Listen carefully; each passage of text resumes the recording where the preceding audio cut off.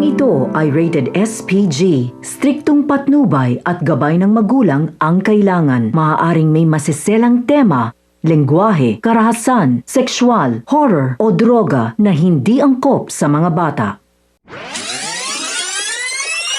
Isang mapagpalang araw mga kapamilya. Narito ang mga dapat nating abangan sa pambansang teleserye ng sambayanan, ang FPJ's Batang Quiapo. Sa mangyayaring kasal ni David ay magkakaroon ng maaksyong bakbakan dahil sa hindi pagtupad ni Don Facundo sa ipinangako nito kay Ramon na ibabalik niya ang pera ni Ramon sa araw mismo ng kasal ng mga bata. Buong akala naman ni David ay hindi siya nasundan ni Camille.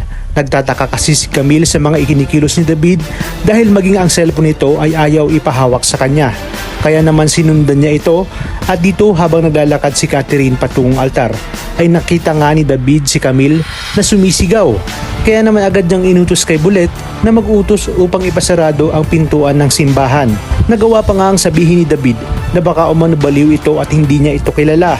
Hanggang sa hindi nga nakayanan ni Camille at hindi niya napansin ang hagdanan sa kanyang likuran na siyang dahilan kung kaya't siya ay nalaglag at posibleng mauwi sa pagkawala ng bata na kanyang dinadala.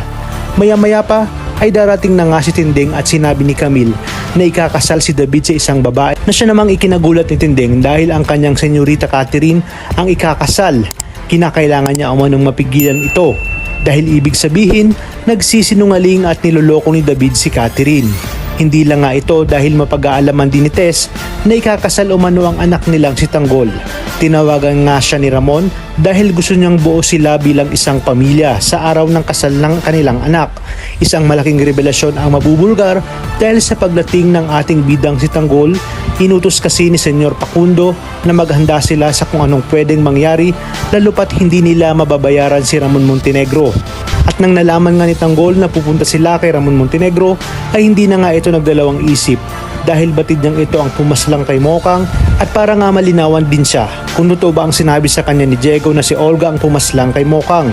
Talagang kapanapanabik ang mga susunod na tagpo sa teleseryeng ito.